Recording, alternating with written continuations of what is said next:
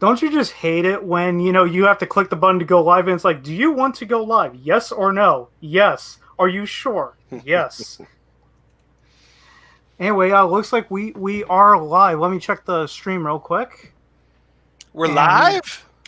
I think we are. Yes, Well, we are I don't live. feel alive since I had the one chip last night, but I'm still here apparently. Uh, yes, everybody, welcome to Metropolis Radio. Today we are looking at season 1 of the Phantom Menace. Directly below me is Michael J. Crawford, also known as the Anti-Trekker, joining me for this. Hey guys, good to see you. And below him is Krazy Joe from the MegaPodTastic channel.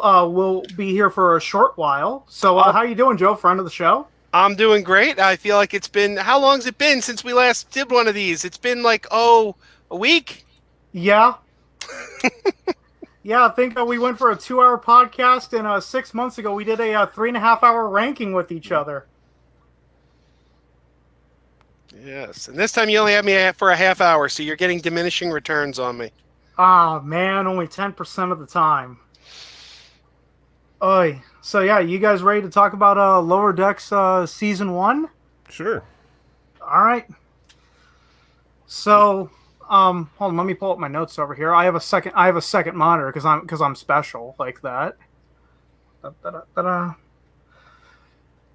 Yes. So, I actually wanted to start off with the characters like I do for everything that I do. So, what did you guys think of the characters throughout the show? As far as through the season, one thing I found interesting about Lower Decks that is kind of interesting in that the show is looked down upon by most because it is a cartoon, it is a farce, it's done as a comedy. But at the same time, I think that coming out of a first season of a Trek show, these are probably the most well-defined characters in a first season Trek show since the original series. Honestly, if you look at the first season of TNG, they hadn't found their footing. First season of DS9, they hadn't found their footing. Voyager, they hadn't found their footing. Enterprise, they did a little better, but still really didn't hit their stride until season 3. And with this, it's like, no, they had their characters down, and in fact, they kind of trolled everybody with the first 2 episodes, making you think it was going to go one way and then taking it in a different direction. So, I think that the character-wise, just Mike McMahon, my hat's off to him because he knew exactly what he was trying to do. Mm-hmm. I agree completely. I like these characters. I like every one of them. I'd hang out with all these characters. Mariner, man, she cracks me up. She's so funny. And Boimler, you root for the guy. You know, he's such a likable nerd, I guess. Which one of us? And Tendi and Rutherford, they're just likable characters. Yeah, big fan. Yeah, the only character I really didn't like in the very beginning was Mariner for obvious reasons. It's like she's only there because Mommy was the captain and Daddy was the admiral. But I think we all can agree that she really grew over the series and quickly became a favorite. Well, I don't know. I think that I'll say this: Mariner is. I mean, she's the kind of person that things come easily to her, and I do think that part of that is because of the fact that both her parents were high-ranking officers. She's just she grew up knowing the Starfleet way, and so she doesn't really care about it because it's just been a part of her life from day one. You know, it's like if you grow up in the Rocky Mountains, you don't appreciate the beauty of the Rocky Mountains because that's just your backyard to you. But I can honestly, personally attest. I didn't like Mariner as per se. I kind of thought that she was overbearing, but I understood her, if that makes sense. Mm-hmm. I agree with that. When I say I like her, I mean I like watching her. I think she's fun to watch. If I were on that ship, she would probably annoy the crap out of me. Right. Now, Boimler, if I were a supervisor, Boimler is the person I'd want to hire. Right. That's he cares. He knows his stuff, and he absolutely wants to do the job right. You know, he is Starfleet through and through. He's just not physically particularly imposing. And so would I hire Boimler to be my chief of security? No. But man, for almost anything else, he'd be a great pick. Yeah, because Mariner and Boimler, that was such a great odd couple there in the very beginning, all the way until the very end. Right. Because you have this guy who, like, I think he wants to be captain someday. Then you have Mariner who just simply doesn't give a shit. So naturally, it's going to be button heads. Yeah, I keep waiting in season 2 of Picard. I'm hoping that Captain Bradward Boimler shows up since it's 20 years later. Hey, maybe we'll get the second appearance of the Titan. Fingers crossed on that one. Yeah. What I was gonna say with Rutherford is, I didn't mind him, but I didn't like the idea of his implant. It seemed a little weird that it had so much control over him. Yeah. Yeah, and especially by the end of the series. Oh, by the way, we're going to get into spoiler territory, but the show's been done for a week. Right. So, like, we all know that his implant gets ripped out at the very end, and now all of a sudden he has no memory of whatever happened to him throughout the season. Mm-hmm. So it completely undid all his character development with him and Tendi. Yeah, I was a little, the weird thing about the way season 1 ended was just that it feels like, wow, what are they going to do with season 2? Mm-hmm. Because, I know that McMahon has made it clear they are working on season 2. And so are they going to continue with these same characters? Are they going to bring in a new cast? Are they going to, like, retire some and bring in some others? I honestly, I don't know what they're going to do. I'll tell you what my fantasy is that I would like to see them just completely forget Picard season 2, right? Just write it off. Not going to do it. And instead, you replace that with a live-action Titan series starring Jonathan Frakes and Marina Sirtis, and you have Jack Quaid, who voiced Boimler, play live-action Boimler on a Titan series, because if you don't know, Jack Quaid is the nerdy guy from The Boys. He looks like Boimler. He really does. And so he not only does he have the voice, he has the physical attributes, and he's already kind of a non-imposing nerd character. Put him in a live-action show with Jonathan Frakes and just forget about Picard season 2. Do a Titan series. I think that could be awesome. Why not both? Let's have Picard season 2 and the Titan series. I'll take more. Honestly, I didn't like how Picard season 1 ended, so I just don't care about it. I've never seen Picard season 1, but I've heard how it ended, and I'm just like, really? You're going to go in that direction? See, I hate to tangent us, but that's what I do. But I loved season 1. I loved the first episode and the last episode of Picard. It was the middle I had a problem with. It was just... We're on episode 4 of 10, and you're still putting the crew together? You guys got a mission to go on. Let's get this crew going. I didn't mind the slow start of Picard. I think that the last 3 or 4 episodes were just garbage. Because the problem was that it became very clear that they were building, and then they forgot what they were building to, so they just said, oh, what do we do? And so, hey, why not giant robots from another dimension? Sure, why not? And the Borg, yeah, we got to do so. We'll just kill them. And I mean, the way they did that, I think that the way they wrote off the Borg, I didn't like. The way that they just completely hijacked their own plot, I didn't like. And I think this is a testament to the fact that Star Trek should not be a serialized show. I think that in Discovery and Picard, we've kind of seen that, unfortunately, the writing in Trek is just not there to tell a cohesive story over a long arc. You can do arcs, like, Deep Space Nine proved you can do an arc, but Deep Space Nine was not Star Trek Dominion War. It was Deep Space Nine. There were a few Dominion stories along the way. And so the serialized storytelling of Discovery and Picard, I think, basically was to the detriment of both of those shows. I can't agree with you on that. Yeah, I'm more of a fan of serialized storytelling myself, but I like serialized storytelling if it's done right. But the problem is, and this is also this is something I talked about the other day, is that if you think about like The Expanse, right? The Expanse, wonderful serialized show, right? Mandalorian, wonderful serialized show. But when you look at those shows, you know what you don't have? A best of both worlds, the inner light. You don't have these incredible standout moments. You don't have these times that you're just like, that's the episode you want to show to your friends and get them hooked on this show, because you have to watch it from beginning to end. It's more like a mega movie than an episodic adventure.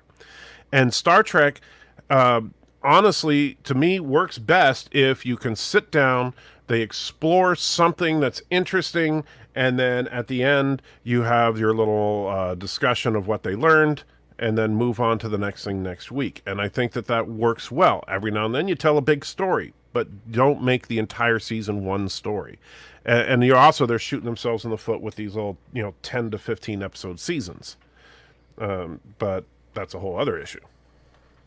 Yeah, like the only thing I was going to bring up with regards to serialized storytelling and when it doesn't work, remember Stargate Universe? That was Stargate's very first foray into the serialized format. Yes. And they were building, and then what happened? MGM declared bankruptcy at the time, so they had to shoehorn in an ending. And it's like, okay, we're going to go into cryostasis for 2 years, and it's been about 9-10 years, and they're still not out of cryostasis yet. Yeah, it's and by the way, I think Me No Other, and it's a good point. Mandalorian, I think, strikes a good balance between serialization and episodic. Like, each episode of Mandalorian feels like a contained mini story within a larger narrative. And that's the way, to me, to do a good sci-fi serialized show. Expanse is, to me, the exception that proves the rule. The Expanse is a beautiful serialized story, but The Expanse, as great as it is, you can't, I know a lot of people that have they couldn't get through season 1. They don't know about the epicness that happens by season 3. Yeah, they don't know about the incredible epic stuff that happens in season 3, because you have to get through the plotting of season 1 and season 2 to get there. Sounds like Babylon 5. Well, and actually, Babylon 5 did have that problem, and that's why Babylon 5 failed while Deep Space Nine succeeded. And honestly, I think that's a big part of it. I mean, yes, the visual effects on Babylon 5 don't hold up today, but they were, and the day they were kind of interesting. But the problem is that if you have a story that is completely serialized, you're not going to get people jumping in midway through. It's just not going to happen. With Lower Decks, you could join into Lower Decks anytime after episode 3 and be completely on board with the show. Yeah. I kind of see episode 1, 2, and 3 as a mini arc, with basically the troll of Burnham 2.0, and then the literal stab in the foot to end it. But after that, it's pretty episodic, and even though they do, I did like in the final episode, they do callbacks to stuff that came in earlier. Like when they brought Badgie, man, I was jumping out of my chair. I'd seeing Badgie again. And and I got my Badgie right here. So, but the fact that they did those callbacks is fine, but you didn't have to, like, if you never saw Badgie before, you would still think it was kind of funny. You just wouldn't get the joke about Badgie actually was trying to kill Rutherford before. Sorry, I just saw a question in the chat. How would you feel if the Trek would be serialized a little more like the novels, i.e. the Prometheus books? I have not read any Star Trek novels in my life, so I'm going to turn that over to you guys. You're going to probably know more than I will. I'm not familiar with the Prometheus books. I've read Star Trek novels, but I don't know that one. I think that the general idea, though, because the Prometheus books, it's kind of like they also have the Titan books, and there's several book series within Trek that tell some kind a semi-serialized and sometimes straight up serialized storytelling. But I just don't think it works for Trek. I think that in novel form is also very different than the video medium. Trek, at its core, is an optimistic view of the human condition. It's where we can be 300, 400, 500 years from now. It's what is humanity going to become? What is our potential? And if you jump in and the entire episode is contingent upon you knowing what's happened in the last 7 episodes, you're done. Yeah, sorry, I just saw this comment too. With a season-long story, if the ending fails like Picard, the whole Mm-hmm. season fails. But if you had a few standalone episodes splashed in, or making the season story A, B, or C story for an episode, and I'll give you a perfect example. I know this is more from my generation, but Avatar: The Last Airbender was an episodic series, lasted for three seasons. Then we get the sequel series to that, which was The Legend of Korra, which was purely serialized from season one, episode one, all the way till the very end. And season one did this whole thing of like benders versus non-benders, and the ending bombed so badly that in season two they never mentioned it again, despite the fact that the guy who led the non-benders was a waterbender, but you never heard of it ever again. Then midway through season two, they pull a Star Trek Voyager and basically hit the reset button because they were going absolutely nowhere with it. And they did that quite a few times too. So yeah, I think that's the whole problem with serialization in the television medium, is that if you don't have like the Bible like J. Michael Straczynski had, it's gonna fall apart the second you try to divert from anything. I can agree with that to a degree, because I would disagree that the finale of Picard failed. I liked the finale of Picard. For one thing, I liked the fact that they finally gave Data closure. I thought he had the world's worst death in the world in Nemesis. I felt like we finally got closure on Data. But you know where I would agree with that? On Discovery season 2. Because I adored Discovery season 1. I thought Discovery season 1 was just phenomenal. And then season 2, I was enjoying it all season long until we got to the finale. And I felt like the Red Angel story ended poorly. And I'm like, well, you took us on this long ride that kind of petered out at the end. So I keep hearing people say, oh, Discovery season 2 is so much better. And I'm like, I can't agree with that because of the finale. The finale kind of ruined the rest of the season because it all hinged on that. So yeah, I see where he's coming from there, and I could kind of agree with that. Well, and because I take a different approach on Discovery, is that I did not care for Discovery so far. I think that the biggest problem, Discovery has a couple of major issues. One of which is the serialized storytelling, because if you have a crappy ending to a story, and I agree, season 2, I actually liked season 2 a lot better than season 1, but then they completely botched the last episode. And I mean, I'm sorry, I completely checked out when I start seeing starships launching 500 shuttles each. That was just stupid. But then but I think that the other part of it was that they were trying to break the Trek formula by making it, no, we're not going to make it about an ensemble. We're not going to make it about a top 3 or top 5 or whatever group of people. We're going to make it about one character, Michael Burnham. And the problem was that they didn't make Michael Burnham a particularly interesting character. And so she's basically better than everybody at everything.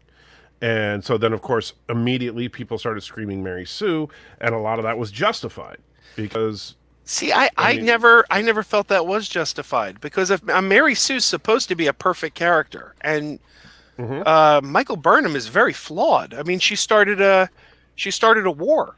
She's a mutineer. She absolutely did not, and that's one of my big problems with the argument. Michael Burnham, even when she failed, succeeded. Because Michael Burnham was trying to commit a mutiny in order to prevent a war, and she failed at her mutiny, and that's why the war happened. If Michael Burnham had been successful in her insubordination, the war with the Klingons never would have happened. She did not start the war. Interesting. But isn't the fact that she failed at her mutiny another point that she's not perfect? And but you see, I think you're trying to take a two. Mary Sue doesn't necessarily, and the problem is Mary Sue is not a specific. It's basically about an actual story called, about Mary Sue, a Trekkie's tale. If you've never read it, it's a horrifically bad story. It's just very poorly written. The idea of a Mary Sue is not necessarily that they are completely and utterly flawless in every way. And so if you write in a single flaw, see, they're not a Mary Sue anymore. It's that you have a character that is more competent than they should be, that stands out in the universe as being universally loved for the most part. That, you know, and by the way, this is one of the worst things they did with Burnham in the writing. The first thing they do is they have Georgiou say how awesome Burnham is. Then she commits mutiny. Then they're on the Discovery, and Saru is telling Burnham what a horrible person she is. And as soon as Lorca says, well, what about this Burnham? She's the most competent officer I've ever seen in my life. Everybody has to talk about how awesome she is, even when they're mad at her. And nobody can stay mad at her. And then she always saves the day. She always saves the day. She is like, but even in the original series in TNG and Deep Space Nine, there's no one character that always saves the day. And that's the worst thing about it to me, is that she doesn't even, in season 1, she doesn't even have rank, and yet she's making all the decisions that save the world. My wife just came down. I got to check out. We got an appointment with the season premiere of Discovery and a bucket of popcorn. But thanks for having me. I appreciate it. Michael, it's great to meet you. Absolutely. And by the way, season 3 of Discovery, definitely not the same as 1 and 2, but we'll see I don't know where it's going to go yet, so it'll be interesting. Joe, before you check out, tell people where they could find you in case they've never heard of you. Over at MegaPodTastic.com, MegaPodTastic on YouTube, and the all-new MegaPodTastic podcast, wherever you get podcasts. We drop a new episode every Friday morning, and live stream every Tuesday night at 9 Eastern Time, Crazy After Dark. And you always end my live streams with the stream-ending joke. So before I leave, I got a joke for you that I read online today. Are you ready for it? Yep. Did you hear about the Bajoran atheists? No. They're a small non-profit organization. I've heard that joke. It's an old joke. That's all right, horrible. I'm going to check out, but I'll leave you with the sarcastic Vulcan salute, and live long and prosper. Yep. Yeah, see you later, Joe. Bye.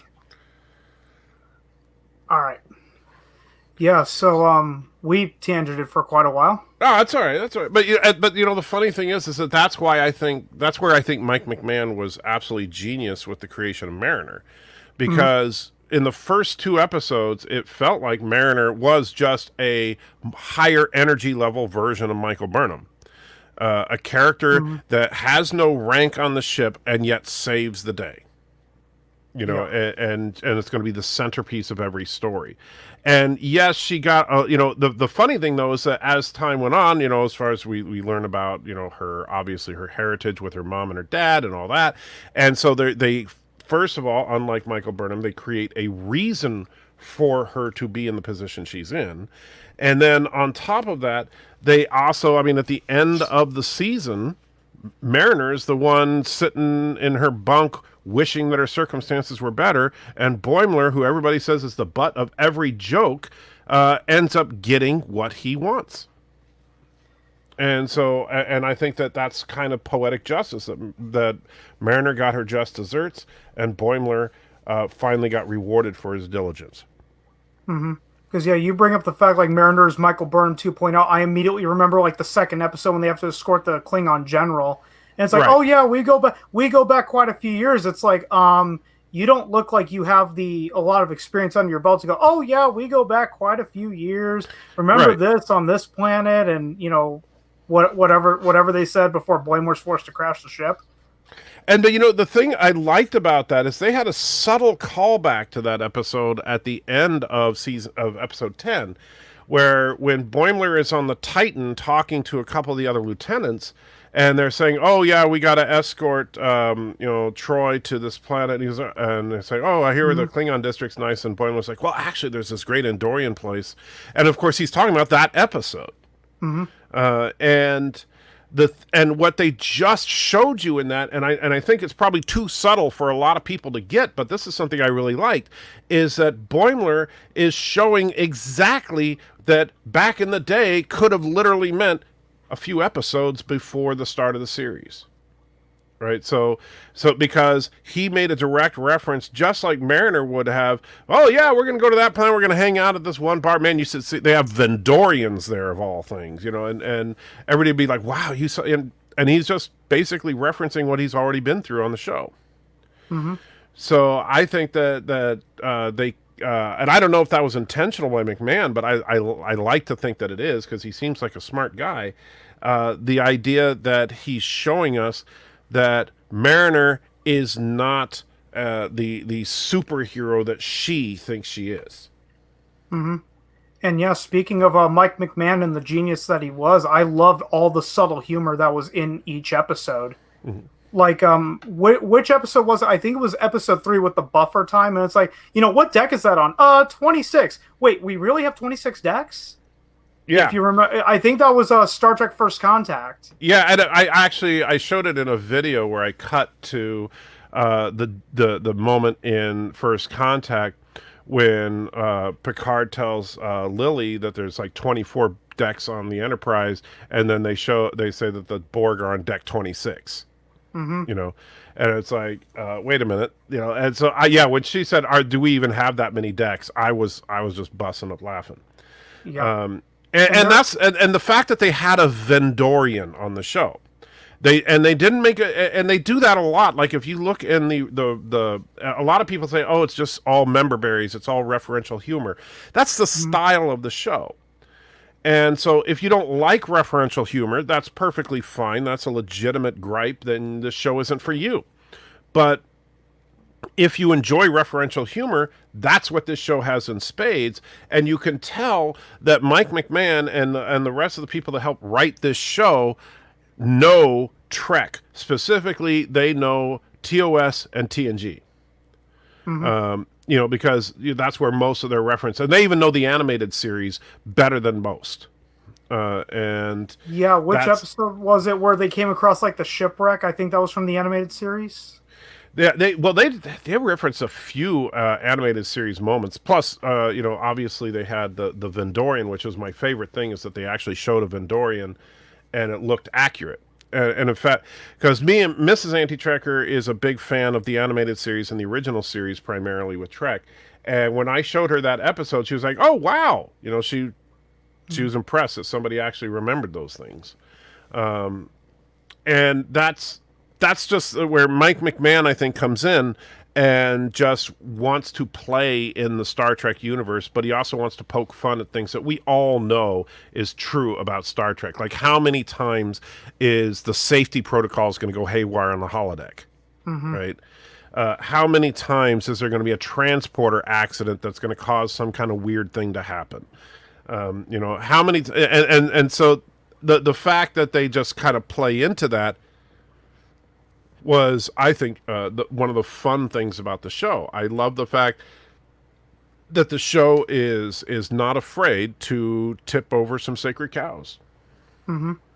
And what I love about the humor is it's not just Star Trek humor throughout the show too. Right. I think in the third episode when is that when Mariner gets stabbed in the foot? Is the third episode, or was that the second one? It was the third one. And then you're gonna have to help me. I can't remember his name right now. Who was the first officer on the Cerritos? Ransom. Yeah, Ransom. That was his name when he fought the monster shirtless. Yeah, that was such a Captain That was the Kirk Galaxy moment. Quest reference.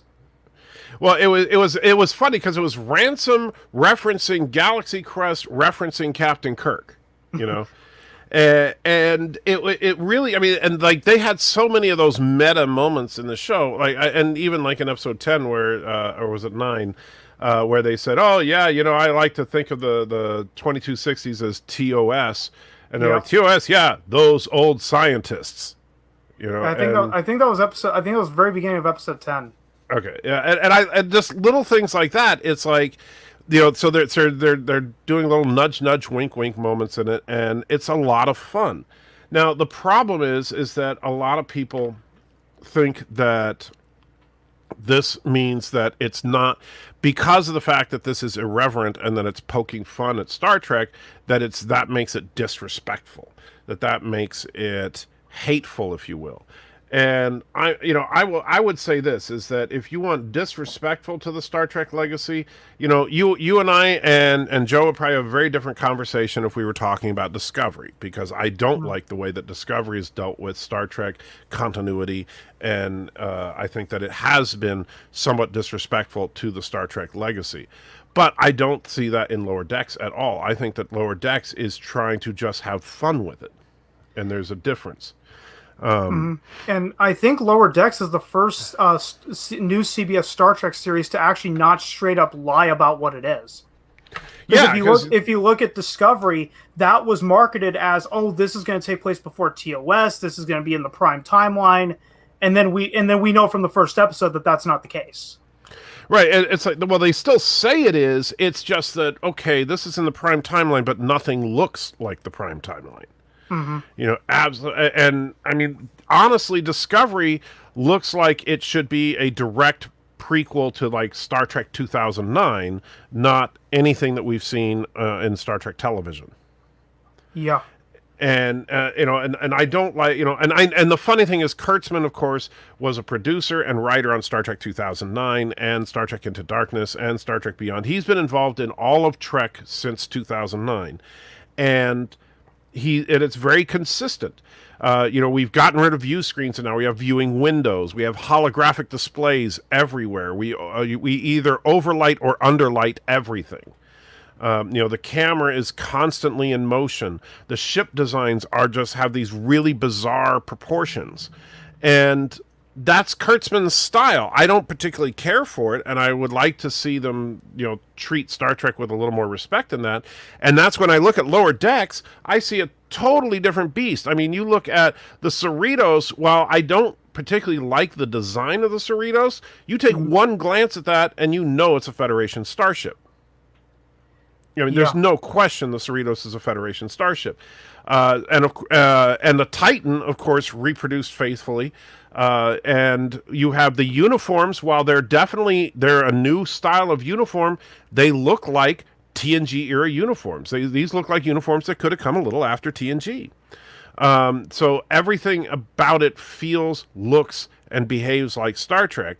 Whereas in Discovery and Picard, it's a completely different timeline. It's a completely different franchise. They just happen to use similar proper nouns as Star Trek does. Yeah. Yeah, because what I was going to say about Star Trek, not Star Trek Discovery, Star Trek Lower Decks, is that this is the first Star Trek series where I genuinely loved the premise as soon as I heard about it. We're getting a spaceship show, but it's not focused on the bridge crew at all. It's focused on all the people that have to do all the bitch work. Right. And I think it's also a ship that's not the flagship of the fleet. It's just a working ship. No, look at the title of the first episode is Second Contact. Right. So we already know that these are not the people that are going to venture out into space and seek new worlds, new life, new civilization. No, these are the people that come in long after those guys have left. And it's like, okay, yeah, whatever. Do this, do that, do the third. And I like that, like in episode 10, which I do think is definitely the strongest of the season, and that's one of the good things about it, is that a lot of people, even people that don't like the show, would admit that the season just gradually got better and better and better as it went on. That it never, it wasn't one of those shows where it's like, oh, well, it looks like it's crap. No, it actually just continued to build, and the final episode was the best episode of the season. And the fact that they even deconstruct on a subtle level some of the problems of Star Trek, so when they go to Beta 3 and they see that the population is worshiping Landru again because the Federation is good about showing up and saying we need to fix things, but then we never go back and make sure, which is something that's been pointed out before. Khan even pointed it out, that Kirk never bothered to come back to City Alpha 5 to check on him. And so that I think is kind of an interesting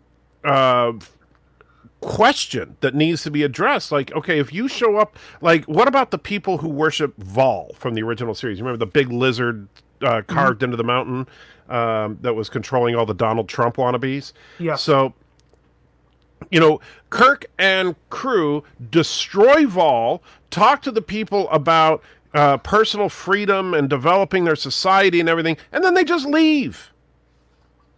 What happened to those people? You know? And so, and they even have, and one of the interesting things about that episode is they actually have a deep conversation about the Prime Directive and whether it's better to let people have a system that they believe works, even if that system doesn't provide them with the best that they can be. Is it morally correct to let people do what they want to do if what they want to do is not beneficial? Yeah. And that's an interesting conversation and some deeper philosophy that they got into, but we never followed up with them.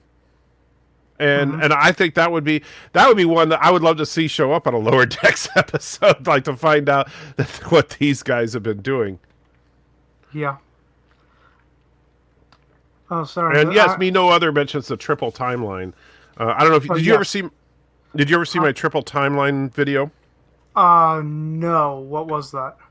It's actually, I think, the only way that explains what we see in Trek continuity, which is that, okay, you have the original Trek timeline that we start with the original series.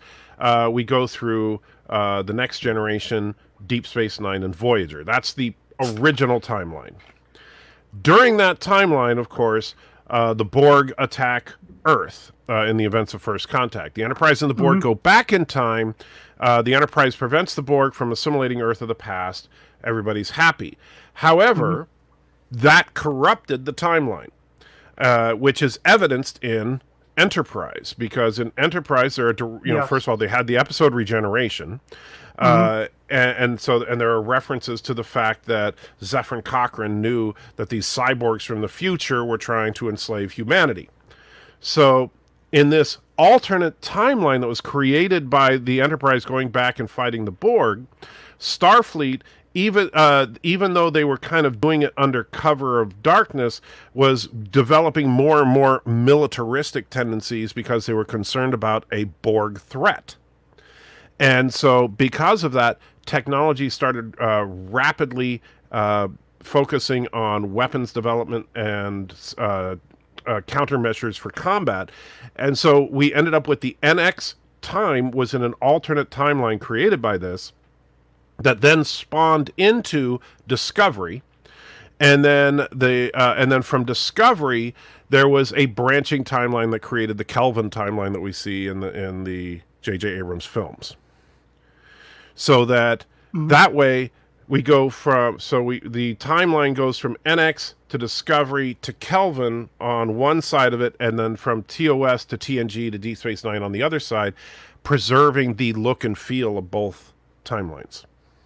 Yeah, I remember. I've actually argued that in the past, but some people have disagreed with me because what was his name? Rick Berman has openly admitted that he made episodes of Enterprise to intentionally piss off the fan base, so they just dismissed my point entirely. Well, as far as the problem is the producers and writers of these shows, they're not thinking about that stuff. Fans give it way more thought than the people actually making the shows do. So when we, when we look at these, like we look at, say, Lorca having that Gorn skeleton in his closet, quite literally, in season 1 of Discovery. And as fans, we have to rectify that somehow. How is this possible that this guy has a Gorn in his closet? And he even mentions to Michael Burnham what a Gorn is, even though Kirk didn't know what a Gorn was 11 years later. Right? So how do we rectify that? And Lorca also had a Tribble on his desk, even though nobody on the Enterprise knew what a Tribble was, right? And so we have all these things that they have on Discovery that they shouldn't have, and of course, cloaking technology. The first time the Federation ever faced off with a cloaked ship was in Balance of Terror, except that the Federation almost lost a war to a fleet of cloaked Klingon ships.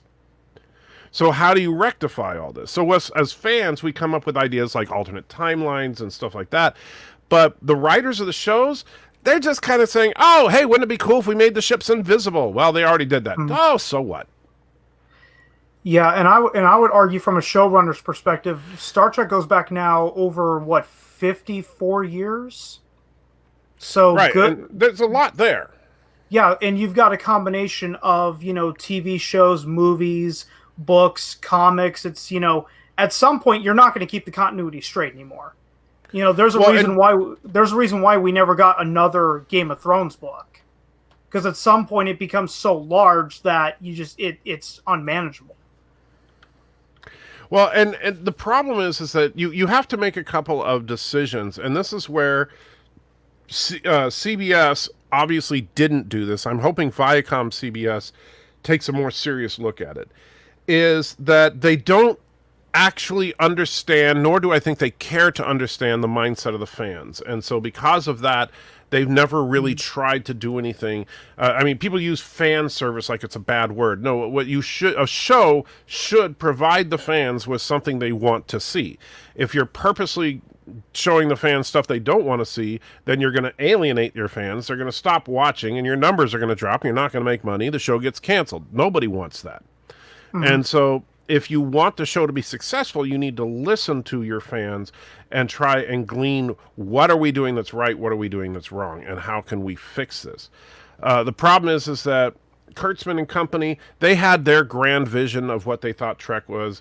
Rick Berman had his grand vision of what he thought Trek was.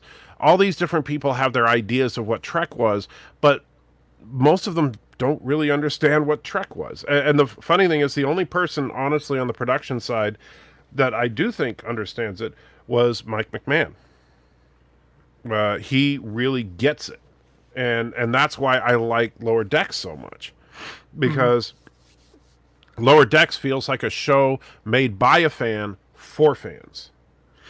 Yeah, and I see this point here. Fan service is dropping in pointless member berries. If fan service is handled correctly, it's fine. It's when you have too much of it, it becomes a problem. A Well, and perfect it's example not. that I bring up is Rogue One. Rogue One is so full of fan service that as soon as you take the fan service away, you realize that the movie's not good enough to stand on its own.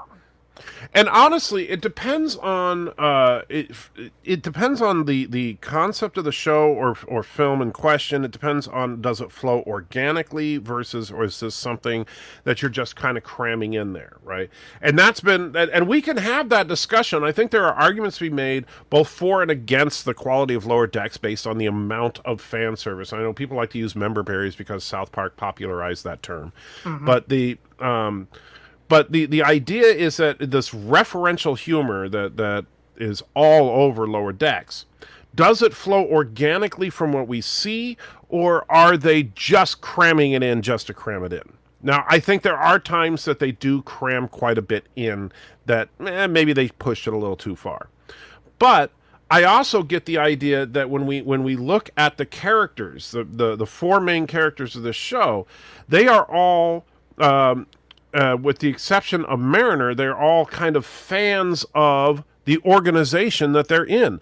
Boimler, Tindy, and Rutherford are fans of Star Trek or of Starfleet. Right? They love what Starfleet represents. They love the Federation. And so to them, when they're talking about Captain Kirk and his adventures or how hot Trip Tucker was or anything like that, they're talking about their personal beliefs. And so it's not just the writers cramming it in, that's a part of those characters. And so I like that as long as they don't take it too far. Some people say that, oh, well, they're going to run out of references. There's 50 years of Trek. They're not going to run out of references. But the problem that they run into right now is I think that the executives at Viacom need to make a decision. Are they going to make new Trek fit with this whole convoluted universe that they've created? Or are they just going to reboot the franchise? And quite frankly, they can go either way, but they need to take their decision seriously because right now the fan base is divided hard. Right, you have people that absolutely despise all things New Trek just because it has Alex Kurtzman's name on it, which I think is the wrong reason to hate it. I understand it. I don't particularly like Star Trek Discovery, but if you hate it just because Alex Kurtzman's name's in the credits, that's the wrong reason to hate something. You should hate it because you think it's a bad show. Yeah, and I would say that Star Trek had the perfect reboot with Star Trek '09, in the sense I that that was the Romulan ship that fell through the time right. portal, and within the first 5 minutes, you completely, undid everything in the original series by having Kirk's father die. So you could have gone anywhere that you wanted with that. And in fact, they could have done something, and how I probably would have done it was to create this new timeline, do a first episode that talks about exactly kind of what I did with the triple timeline theory, where you talk about the Borg incursion and how that created a new timeline, and then you go to Discovery season 1, and it's all about Starfleet building up and preparing for this imminent attack of cyborgs. Mm-hmm. And that's why Starfleet is much more militaristic, and that's why Section 31 is now out in the open instead of a clandestine group and all this stuff, because Starfleet is worried that these cyborgs are going to come invade the Federation at any time. Mm-hmm. And so we've created a dystopian version of Starfleet, but that can work within the confines of Trek as a whole. And I think that that would make a lot more sense than just trying to say that this show takes place 11 years before the original series. Mm-hmm. Because nobody buys that. There's not, anybody that takes Trek seriously does not buy for 1 second that this show is set 11 years before the original series. The technology is more advanced, and nothing lines up. Everything is just wrong for that.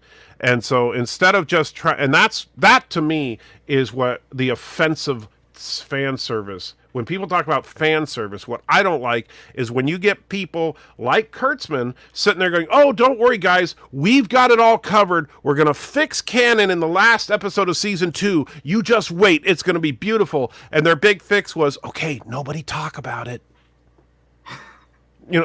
That's your fix? Really?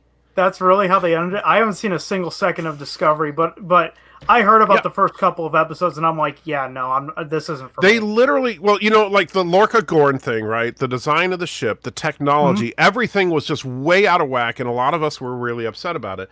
And so, yes, Kurtzman said he was going to fix it in the last episode, making it so that there's no canonical violations whatsoever. And a lot of people were speculating some kind of time travel, timeline reset kind of thing, especially since as the episode was coming to a climax, they were talking about time travel. However, the way that it ended was Discovery ends up jumping to the distant future, and afterwards, Pike and Spock and the crew of the Enterprise talk to Starfleet Command, and they decide to make everything top secret and classified, and nobody's ever allowed to talk about it again. Yeah, that's pure laziness from a writing standpoint. And I saw this comment. I want to take this jumping off point from Captain Trek. I hated '09. I was the exact same way when that movie originally came out. I hated all the changes that they made, more than just Kirk's father's dying. It's like, Vulcan wasn't supposed to blow up. Spock's mother wasn't supposed to die. But we could accept it as being an alternate timeline. Yes, because they made it very clear in the very beginning. Right. And that's where I liked, I think '09 was inferior to Trek that came before. Mm-hmm. But I also didn't have a problem with any of the canonical issues because of the fact that they were very clear as to why things are different. In Discovery, that's why I still maintain my. I too bad Joe had to go. I'd love to fight with him about it a little bit, but that's why I don't like Discovery, is that they just blatantly crap all over canon and continuity, and there's no explanation to it. They're still trying to maintain that this is the same universe, and that doesn't make any sense. But at least even in Star Trek 2009, they flat out say it in dialogue that they're in an alternate timeline. Yes, that was a Spock. That was a Spock Prime when he tells the alternate version of Spock, I can't tell you what to do. You need to figure it out for yourself." And then just before they go to Earth, it's like, yeah, this is a whole new threat that Spock Prime didn't have to deal with, so we're not going to bring him in anymore. And at the very end of that movie, you could have gone anywhere you wanted.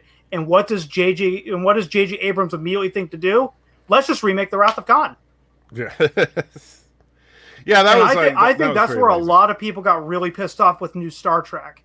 Was Star Trek 2009 was I think over time it did win the fans over because, okay, this is an alternate timeline. And then if you even remember the marketing material, they were coming out and saying that, oh, Benedict Cumberbatch is not going to be Khan. Benedict Cumberbatch is not going to be Khan. He's this new character. And then 45 minutes into the movie, he utters the 4 lines, "My name is Khan." Which, I mean, honestly, I don't know, I'm surprised they didn't do it, because it would have been a much better moment for the film. Is Benedict Cumberbatch should have gone, "My name is Khan," and then Kirk should have gone, who? Mm-hmm. Because how does Kirk know who Khan is? Yeah, he just sort of said, "What? So what? I don't care if your name is Khan or John Harrison or whatever." That line was supposed to be the big dun dun dun moment for us. That was only for the fans. But yeah, what ruined it was Kirk instantly knew. Oh, you're Khan. It's like, okay. Yeah. But yeah, the problem is that if they wanted to do something where they created an alternate timeline and they wanted to do experiment with a dystopian Starfleet and stuff like that, okay. But to try and just say that this is the same world doesn't make sense. And they honestly, they do the same thing with Picard, because in Picard, if one thing about TNG is that TNG doubled down on some of the more left-leaning political ideas of Trek. Things like, this is a post-scarcity, basically a hyper-socialist or communist environment and that kind of thing. And fine, I understand that. That's what you're trying to go for. I'm okay with that. But then in Picard, all of a sudden it's like hyper-capitalistic. And it's like, how did that happen? How long does Picard take place from TNG? Picard takes place in 2399. Okay. So it's about 20 odd years after First Contact, I'm not First Contact, but Nemesis, if I remember correctly. Okay, yeah. Yeah, because what I was about to say, and I was going to tangent this back to Lower Decks. The one thing I could never stand that the detractors of this show were saying was that, does this show live up to Gene Roddenberry's vision? When you and I are smart enough to know that the best parts of Star Trek did not come from him. Right. The vision that is Star Trek, particularly because when people talk about Gene Roddenberry's vision, most people when they say that, they're thinking about the original series, right? Mm-hmm. And they think about the hallmarks of the original series, such as the optimistic view of humanity, the inclusion idea that it doesn't matter, what color you are, what gender you are, that kind of thing. The basically social progressivism, stuff like that. And that came from Gene Coon, D.C. Fontana, more than Gene Roddenberry himself. And in fact, Gene Roddenberry's vision was the episode The Cage, which was an all-white cast and quite frankly kind of dry. And I mean, I know that people say, oh, wow, the network just thought it was too intellectual. If you go back and look, it's funny because Roddenberry explains it himself. If you look at the VHS commentary when they released The Cage on videotape back in the 80s, Gene Roddenberry flat out says that he lied to the network executives by telling them he was going to give them a wagon train to the stars. That whole wagon train to the stars, that was never the vision of Star Trek. That was a lie concocted by Roddenberry to get funding so that he could do what he would do, which was high concept sci-fi. So he lied to the network, produced a show that was nothing like what they expected, and then, surprise, surprise, the network rejected it. Mm-hmm. Well, of course they rejected it. You promised them Gunsmoke, and you gave them The Cage. Obviously, that's not compatible in any way, shape, or form. So then the network was like, okay, let's try it again, only this time let's stick with the original concept, shall we? And we ended up with Captain Kirk and his crew, and we ended up with one of the most brilliant shows in television history, which was, what Roddenberry didn't want to do. And in fact, every time, whenever people start talking about the vision of Gene Roddenberry, I think about the fact that Gene Roddenberry absolutely despised two of the Star Trek films. Star Trek 2 and Star Trek 6. The two best films ever produced in Trek. Mm-hmm. Why did he hate them? Because they portrayed the Federation as the military, because they had genuine internal conflict, because they treated their characters as being truly deeply flawed. Like, I love the fact, and it really caught me off guard when I saw it in theaters, in Star Trek 6, the fact that Kirk himself is a freaking racist, and you're a racist right there with him until you realize, holy crap, Klingons aren't just evil. You know, the problem is that now people are like, well, of course they're not. Look at Worf and all that. No, you're not understanding. Up to this point, Klingons have always been evil. You know, it would be like watching a James Bond movie where the Russians are the good guys. It doesn't make any sense, right? And so, that was the genius of Star Trek 6. Roddenberry found that offensive. And so, and Star Trek 2, oh man, you're just making Starfleet out to be the military. They are. They're the space navy. Mm-hmm. You know. Yeah, and I think that's why Lower Decks works as a show with the Cerritos, because let's be honest, I don't know any big like Navy ships, so I'm going to use a pop culture reference like the USS Flag from G.I. Joe. Big, huge aircraft carrier was like the base of operations for all the big guys. But let's be honest, with the Navy, somebody's got to do the bitch work, and it ain't going to be these guys that are leading these big missions. No, they've got bigger things to worry about. But okay, you over here, go transport these supplies over to Guam and come back. Well, and the problem is that you have, people, like, some of the objections to the show is like, people would say, well, wait a minute. We've always seen these Starfleet personnel as being they're righteous, they're good, they make the right call, they do the right thing, and so yeah, but almost every show we've followed up to this point has been on the flagship, has been with the best of the best, right? That these people are the ones that are the examples. The Cerritos is not that. The Cerritos is not the command that everybody wants. The Cerritos is the ship you end up on if you're average.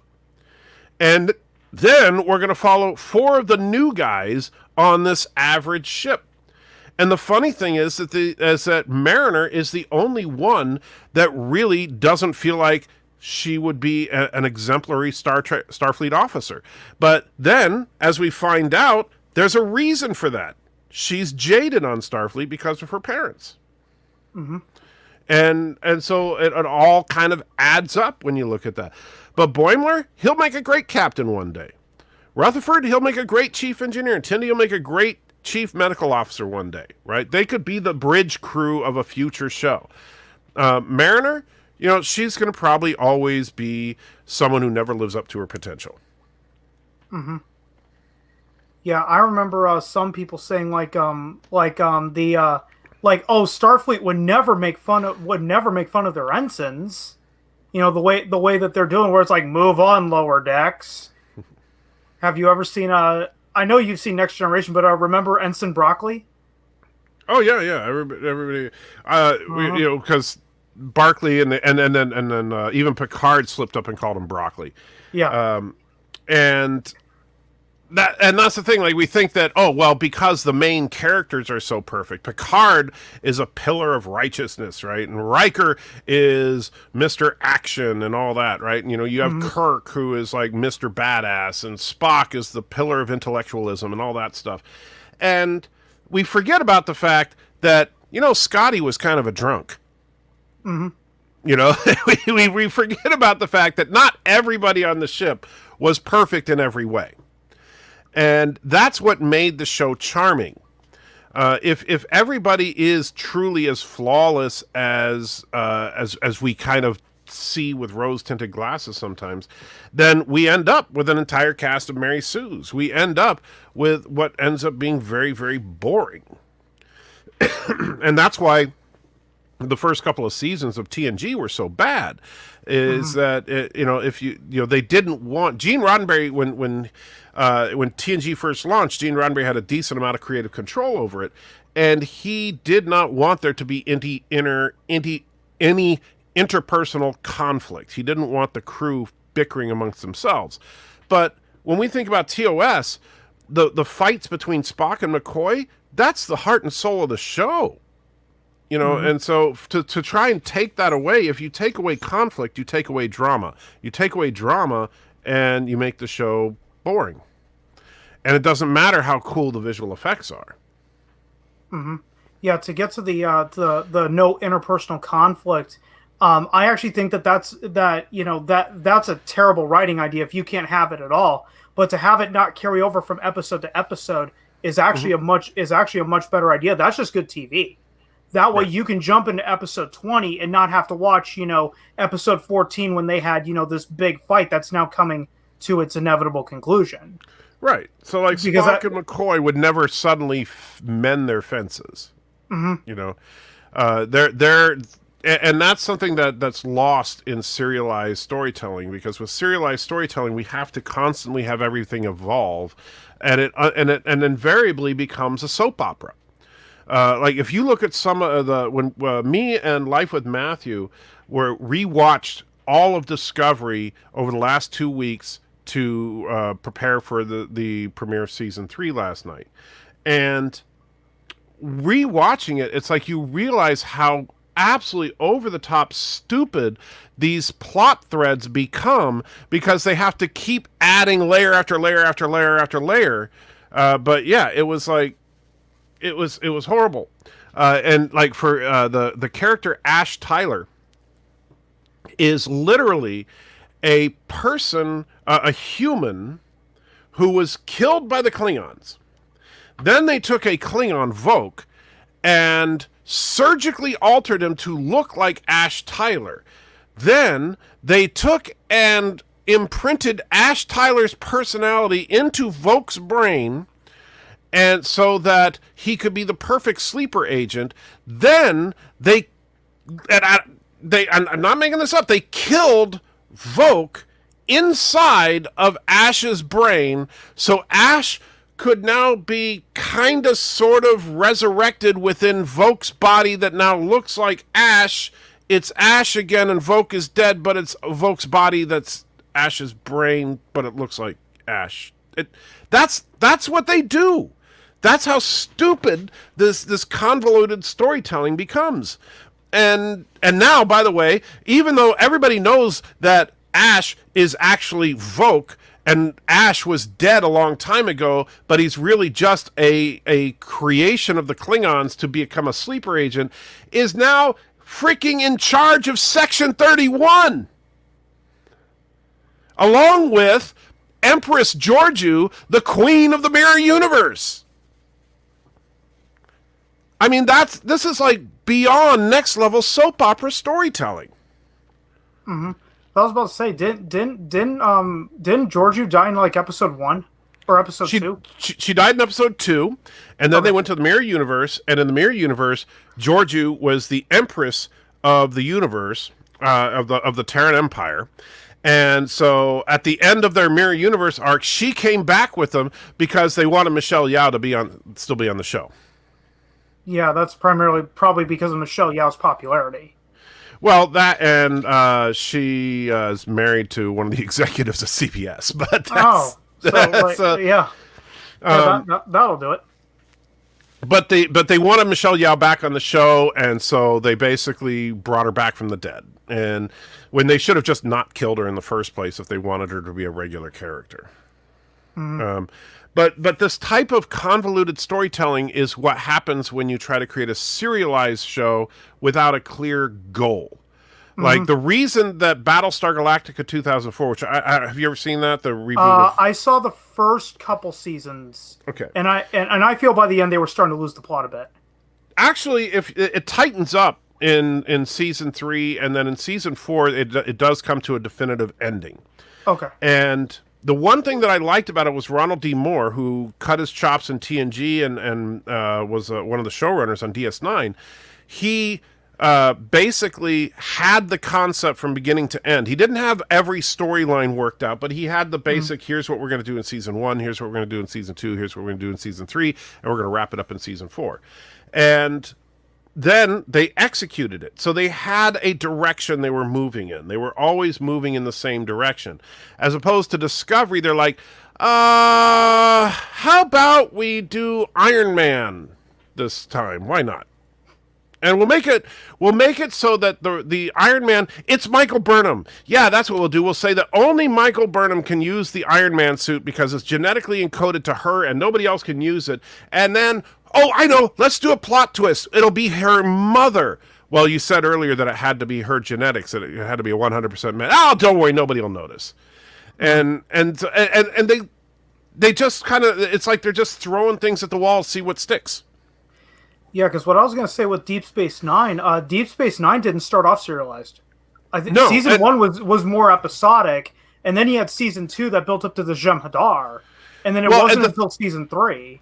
But the thing is even then it was still mostly episodic. That's what a lot of people don't realize. In fact, I think it was Ensign Ricky the other day said in all of Deep Space Nine, the actual Dominion War was 17 episodes. That's not a huge percentage of it, right? That's not even 10%.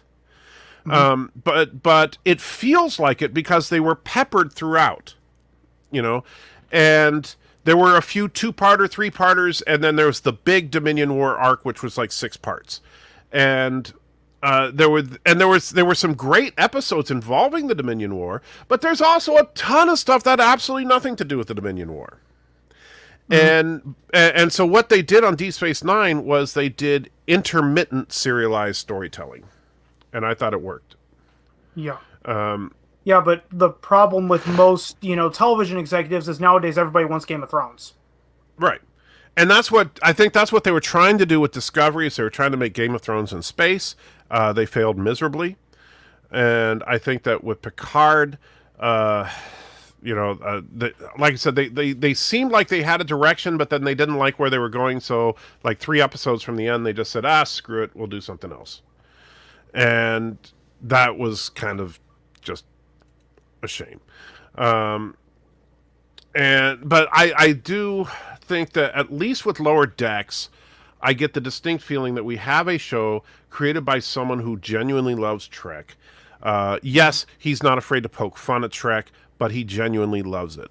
And love the show or hate the show, at least the show is trying to be Star Trek, which is more than you can say, I think, for Discovery or Picard. Like even with Discovery Season 3, it's different. It's definitely not like Discovery Season 1 or 2, but it still doesn't feel very much like Star Trek. But it's definitely an interesting, different direction. We'll see what they do with it. And I think that honestly they need to do something like that's why I said screw doing Picard season 2 and do a Titan show based on the ending of Lower Deck season 1. If you turned what we saw on the Titan in that last little thing, even right down to Riker saying warp 5, 6, 7, 8, because that's something Riker would do, right? And so you do that. You make a show out of that, a lighthearted, fun romp that's done in the vein of TNG or TOS on the Titan with, a senior Captain Riker and his wife Troy and Boimler at the helm, and then bring in a few new interesting characters to add into the mix, and just have fun with it.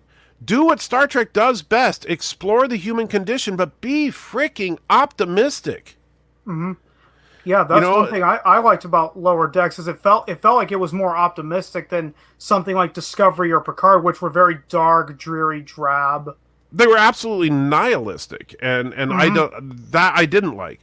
I thought that they were the antithesis of Trek, and it has nothing to do with the vision of Gene Roddenberry. It just has to do with and I don't have a problem with dark sci-fi. I love The Expanse, but Star Trek is not The Expanse. Star Trek is not Game of Thrones. Star Trek is Star Trek. And if you're gonna, and the problem is like when you try to make Star Trek into something it's not, you fail every single time.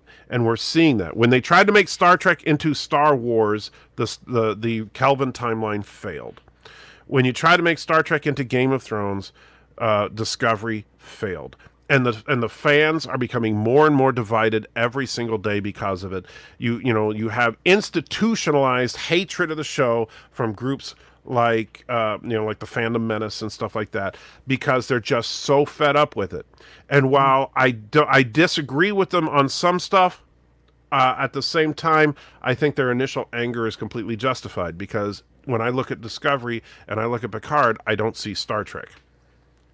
I'll give you that. I'll give you that with Phantom Menace, is that their initial hatred made sense, but what I didn't like about them, and why I have that clickbait title in my thumbnail with the Phantom Menace was wrong, is because I feel like they wanted Lower Decks to be a show that it absolutely wasn't. Right. Yes, it was that in the first couple of episodes, but it got a lot better as the season went on. Well, and that's the problem, is that they weren't willing to pay attention to it enough to really get it. And Michael, I don't think you have to be on drugs to enjoy Star Trek Discovery. However, it probably would help. No, actually, the funny thing is that if you enjoy the spectacle, Discovery's a beautiful looking show. It's just that it doesn't feel like Star Trek. And Chief, I don't care. I don't want to see them bring back Deep Space Nine or anything like that. I don't think they need to revisit something that's already been done. But like I said, I think they've got the perfect show staring them in the face. Star Trek Titan. Jonathan Frakes ain't doing anything. Marina Sirtis ain't doing anything. And, I'm sorry, but Jack Quaid, he would be perfect to be Boimler in live action. If you don't know what he looks like, look him up. He does look exactly like Boimler in real life. And so, you have those three, and then you bring in like 2 or 3 other interesting characters. You've got a recipe for a great Star Trek show right there. And so there's no need to rehash something. There's no need to do more prequels. You just go right into Titan, and you've already got the setup, and I think that would be awesome. And then with Lower Decks Season 2, you keep it on the Cerritos. Mariner meets some new friends. And in fact, it could become a running gag where every season Mariner is stuck on the Cerritos, and everybody she gets to know gets promoted all around her. Yeah, because what I was going to say for Lower Decks Season 2 is that, either Boimler's going to have to get demoted, which he probably never will, or they're gonna have to bring everybody over to the Titan. Right, they're not gonna. That way they can't. That way they don't have to intersplice between the two. But there's no way they're gonna promote everybody to the Titan. Right. I mean, honestly, like I know Bird of Prey was suggesting that they're probably going to do some kind of reset, like make it so that it was all a dream, right? Like say the last episode. Don't do that. That was the Dallas ending. I know, but think about it. In that last episode, they killed Shax, right? They lobotomized Rutherford. Then Mariner has reconciled with her mom. Boimler's got promoted and is on another ship now. It's like everybody has closure except for Mariner. Mariner's the only character that really doesn't have any kind of closure in this. And so the way I see it is with next season, you can either have Mariner still on the Cerritos and meet a new group of people, or you can have some kind of contrived reason to bring everybody back together. I would rather have Mariner be with a new group of people, but only on the caveat that I want to see a Titan show. Because that whole sequence with Riker and Troy and Boimler, I want that on the show. I absolutely want that. And I don't want to see Boimler. And also, Rome Hater, I think that Boimler getting demoted would absolutely fuel the fire of the Phantom Menace as well. Because a lot of people in the Phantom Menace have been basically saying, oh, yeah, Boimler is the butt of every joke. Boimler always fails. Boimler is, and first of all, while there's some truth to that, hey, Charlie Brown, anybody? Everybody loves Charlie Brown. He always fails. Philip J. Fry, anybody? The guy is a freaking idiot. In fact, there's not a single competent and not evil white man on Futurama. And that's okay. It's a fun show. And so that's not the problem. But the thing is that since everybody in the Phantom Menace is all worked up about that's all about identity politics, that if they do demote him, then that's just going to fuel the fire. They're just going to say, see, we told you all along, they hate white men. And so I would rather them, even though I like Boimler as a character, I would rather lose him as a character than have him get demoted. Mm-hmm. Yeah, and going back to Futurama, I was just watching that recently. If you watch it from like the very first episode, Fry was not the biggest idiot on that show. That decision came a lot later to make him the idiot, use him for... He was lazy. Yeah. He was terminally lazy. But yeah, they made him ridiculously stupid around season 2 or 3. But yeah, he was always very, very lazy. And the funny thing about Futurama is really the only really competent character in the entire show is Leela. Mm-hmm. And but even she is, but then they had the joke early on, and I wish they had stuck with a little bit, that she had no depth perception. Yeah. But they just kind of dropped that. But I think that should have been a running gag through the show. Because Bender always failed at everything he did. Right. Bender always failed. Fry always ended up failing. Professor Farnsworth's inventions were always completely worthless. And the guy genuinely had a few screws loose up there. Oh yeah. I mean, but it was a fun show, and that was the point of the show was just to have fun, and I think that's the problem that a lot of people missed with Lower Decks. The point of Lower Decks is just to have fun. That's it. Stop trying to make a federal case out of whether or not you see the warp core on a heads-up display and if it's in the right spot on the ship. It's just fun. Oh man, I remember when everybody lost their collective minds when they were on the holodeck in the very first episode, and it was Tendi and Mariner, and they were looking at all the naked guys working out. Mm-hmm. As soon as I saw that, my mind immediately went to Deep Space Nine, because Quark had a couple of holodecks up on the second floor of his bar. Right. So what were people really doing in the holodecks when no one was looking? Well, and then they joked about that later. Remember that when they were trying to give Mariner all the bad jobs, they were having her clean all the disgusting stuff, and they bleeped out the kind of dumpster that the holodeck actually was, and Captain Freeman was like, "Ew, people actually do that?" He's like, "That's pretty much what everybody does on the holodeck, Yeah, and that makes sense actually if you think about it. That is exactly if we had that kind of technology. I'm sorry, yes, everybody, and I immediately when I saw the naked workout video, I thought about Orville and Borta's porn problem that he had on the Orville. Mm-hmm. And so, absolutely, and in fact, and that's the funny thing, because everybody knows, every single person knows that if holodecks were real, we would be making holographic versions of anybody we've ever fantasized about and doing whatever we fantasize about doing. You know what we would do? If we had a really bad day at work, you make a holographic version of your boss, and then you make a holographic version of a samurai sword, and you chop that person to pieces and enjoy the thrill of murdering your boss, and then you end the program. Right? Mm-hmm. People would do that kind of sick, twisted stuff, but nobody's going to say that on Star Trek because it's too nice, and so they'll say it on Lower Decks. Yeah. And yes, me no other. The Niblonians needed Fry to be the chosen one because he doesn't have a particular brainwave. Yeah, that was the Delta brainwave by being his own grandfather. Yes. Probably one of the funniest episodes of Futurama. Don't alter the past, and then it turns out he's his own grandfather. And Professor Farnsworth just goes, screw it, we've already changed it. Let's just go steal the microwave dish. Yeah. But yeah, and Barclay made holographic versions of the Enterprise crew. That's true, but Barclay was like the exception. But I mean, come on, if you actually had a hologram, a holodeck. Or like, say on a personal level, like if you had a room like this, the room I'm in right now is like 10 feet by 20 feet. That's plenty of room for a personal holodeck, right? And so you could create any scenario you wanted. You create any group of people you wanted. You can do anything you want, literally anything you can think of.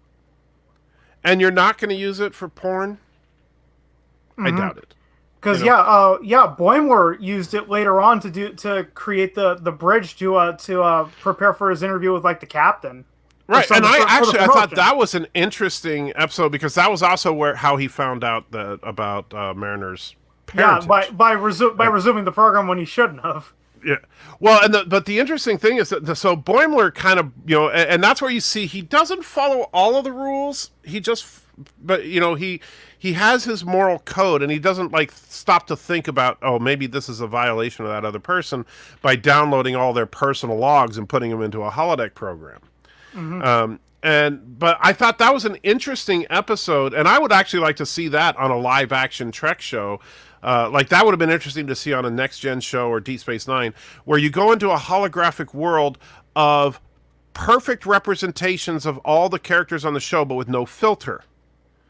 Because normally we all have a filter. We all say things we won't say or do because we don't want to offend people, or we have our little secrets that we just don't want to reveal about ourselves. And so imagine that you created a perfect holographic representation of even yourself with no filter, and then watch that interact with other people to kind of get a gauge on how do you really feel about something. It could be really kind of interesting. Yeah, and getting back to Lower Decks, I would say the worst thing that they did in the beginning was basically just try to be funny without trying to be a Star Trek show. Whereas later it became a Star Trek show that just happened to be funny. Well, I think when I did you see the interviews that McMahon did with Trek Yards? No, I didn't watch those. You should check it out. McMahon told Captain Foley and Commander Cockings that those first couple of episodes, they had to be quote unquote safe. They had to do things that the network was okay with, and so I think that that's why the first two episodes are the weakest of the show. Yeah. That they were basically making the show that the network expected. By the end of the season, he was making the show he wanted to make. And if that's the case, then man, I can't wait for season 2. Yeah, me as well. Yeah. You know, one of my favorite episodes of Lower Decks was definitely the first one with Badgie. Yeah, I do like Badgie. Yeah, that's why I do have my little Badgie right here. Yeah, where'd you get that? I made it. Oh, okay. I made them on a 3D printer. Oh, okay, cool. Yeah, because what I was gonna say with the big joke in that episode with the my name is Badgie. Would you like me to teach you a lesson? And you see the loading bar loading. That 90% just hangs. Yeah. I would argue. And then it happened again in episode 10. Remember, he was uploading the virus and it froze. It stopped at 99%. I argue that is a joke for guys like you and I that have vivid memories of working on those types of computers.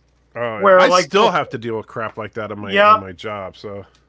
Yep, it's like it gets like 95% just hangs, and then 2 minutes later, 96%. So overall, I think that the season was fun. I think it accomplished what it was trying to do. And honestly, the best thing about it is that I'm looking forward to season 2. Yeah, I am as well. You know, I'm actually curious to see where they go. I think that I don't think that they demote Boimler from the Titan at all. No, that would completely undermine Boimler as a character. Yeah, well, that's the problem. Is that if they do, that would indeed, it would completely undermine the show. And by the way, Thomas asked a little while ago, what do I think of a Section 31 show? I'm against the concept.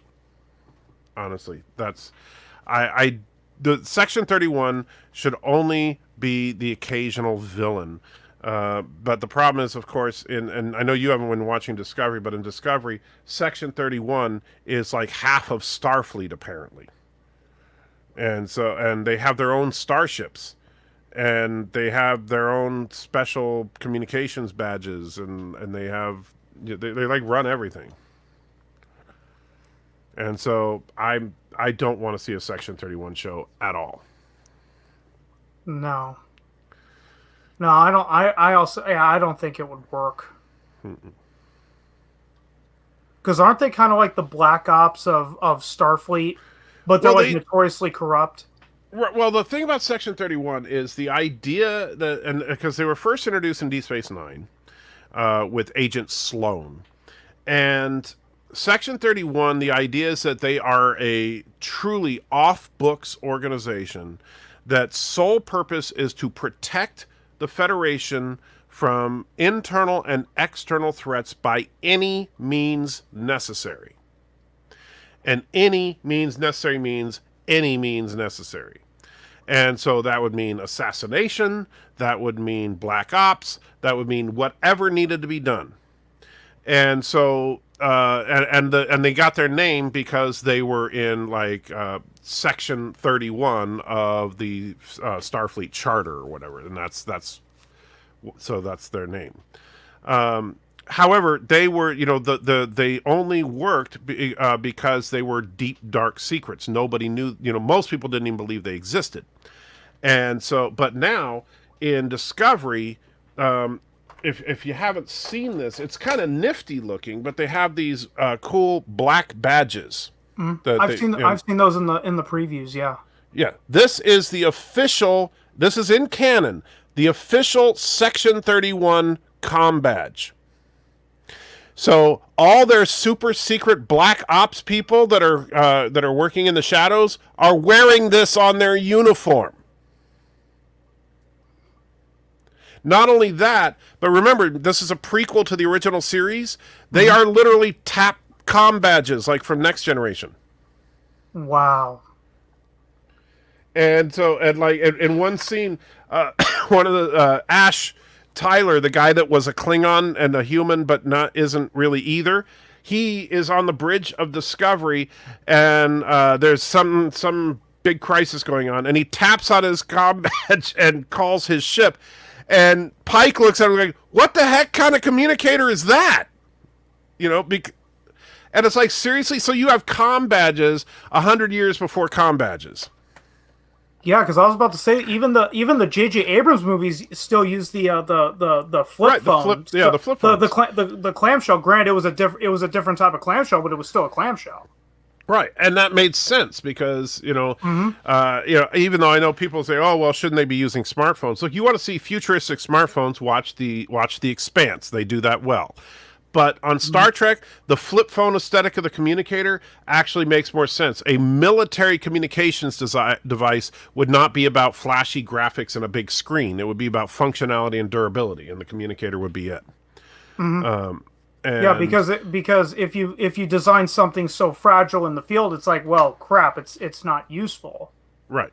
Whereas you have something a little more sturdy, you're gonna go with, you know, option B versus option A. Anti-Checker had a real-life run-in with MIB. That's why he hates Section 31. Don't mind him. He's deep, dark, secret phobia. So, yeah, sure, Tim. Yeah, and got, you know, you can't turn on the light without attracting a few bugs. That's what someone used to tell me. All right, so do we got anything else, or is that where we're wrapping it up? Or I think that's where we're wrapping it up. I think we already covered that. We're looking forward to season 2, and predicted where that was going to go. We already talked about the characters in length. You know, we talked about the episodes. So yeah, if you have anything else, unless if anyone in the chat has anything else, real quick, I think we're gonna end it here. So I know that most people watching this come from your end, but for the rebroadcast over on BitChute, tell people where they can find you.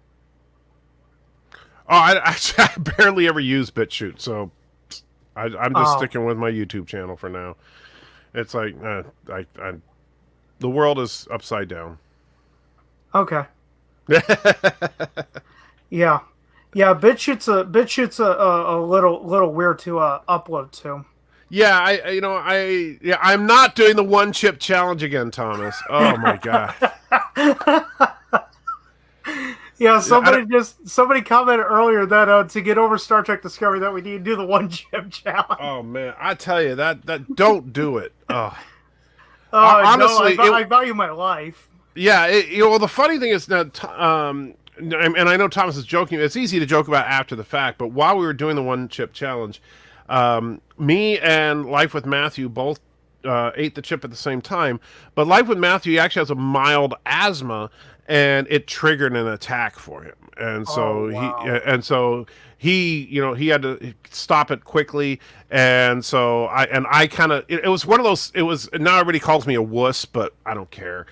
Because I was sitting there going, do I keep trying to endure this one chip challenge while my friend is over there, and I'm worried about his safety, and so I just said, okay, the heck with it. We're just going to stop it there. But I'll try it again one of these days, only after LDG Pixels tries to do it, because he was trying to say what a wimp I was, and I want to see him do it. Yeah. And no, I don't want to, Chief, I don't think Lower Decks should be live action, but I want Titan to be live action. Yeah. No, what I think I was going to add this one last thing about Lower Decks is that I feel that this show accomplished the same thing as the animated series did, in the sense that this show proved like you can do Star Trek without it being an hour long. Yeah, but I think the animated series from the 70s, the advantage, and I know some people try to compare the two. They're different formulas, but I see what you're saying. Like, this one is not, like, the animated series was basically just a half an hour format version of the original series. The stories were a little simpler, but they were written by genuine sci-fi writers. Like Larry Niven, who wrote Ringworld, he wrote one of the episodes of the Star Trek animated series. These were serious sci-fi writers that wrote these stories. Whereas Lower Decks is a farce. It is a play on Star Trek itself. And I'm okay with that. I don't want Star Trek to just become a farce, but I'm okay with a farcical show in Trek. And do the one chip challenge again. I vote one chip challenge. Wow. Bunch of jerks. Yeah, is Lower Decks canon? Yes. And, honestly, does it matter? Does it ultimately matter? No, Because the show is still enjoyable regardless. right, I say this: if it is canon, well, guess what? That means that the USS Titan is now canon. So be happy with that. A lot of people saying, "Oh, the Titan's not canon because it was only in books." Well, now it's been on Lower Decks. And wasn't the design very faithful to the books? Yeah, if you look at, and I'm sure Trek Yards has probably already done a video about it, but yeah, it's the same ship. It is clearly the same ship. They did a good job recreating it. And yeah, I do remember that several the animated series episodes start out as TOS episodes planned for a fourth season. Well, heck, Star Trek The Motion Picture was actually a story written by Alan Dean Foster that was supposed to be part of Star Trek Phase 2. And some episodes from the early seasons of TNG were repurposed scripts from Star Trek Phase 2 as well. But that being said, whether it's derivative or not doesn't make it good or bad. Whether it's entertaining or not does. Yeah. Yeah, and I noticed one other thing. It's like, other than the Phantom Menace channels, this show is not as divisive as Discovery or Picard. Everyone. No, and I think that is because you're either going to just, you have to either just reject the premise or accept it for what it is. Which, like I said, I love the premise of following the Lower Decks crew versus the Bridge crew, which Right. we've seen the Bridge crew now on how many different shows, but never the Ensigns. Yeah, and that's actually an interesting idea. They just honestly they and I thought that because the way they kind of build the show was like, oh, you've seen the best, now see the worst kind of thing. Like we were expecting these are going to be. I was expecting, honestly, going into the show that everybody was going to be like Mariner. And so I actually really appreciated that Mariner is the only character that didn't belong in Starfleet, but she's there because she gets a free pass. Yeah, I was really terrified that Rutherford would be that because of his implant.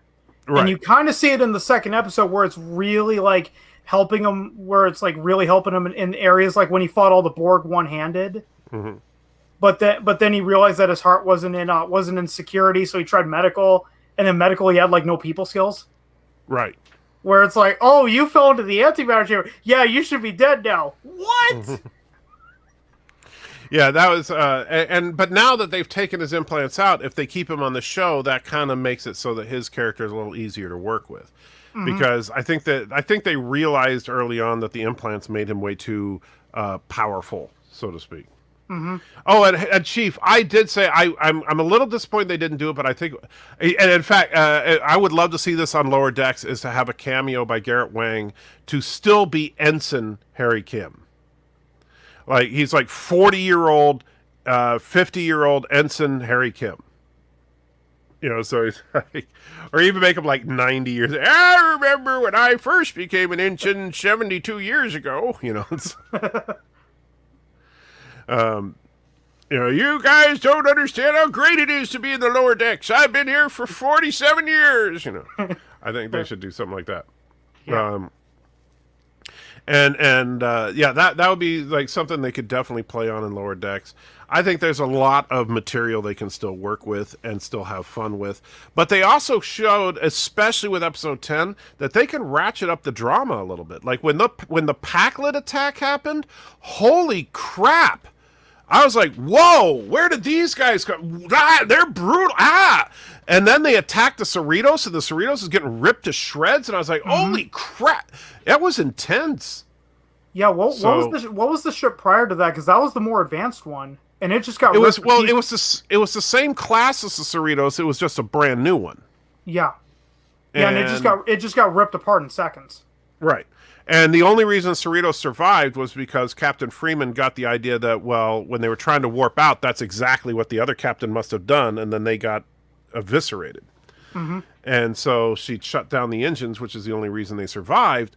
But even then, they were, you know, it was by the skin of their teeth that they survived.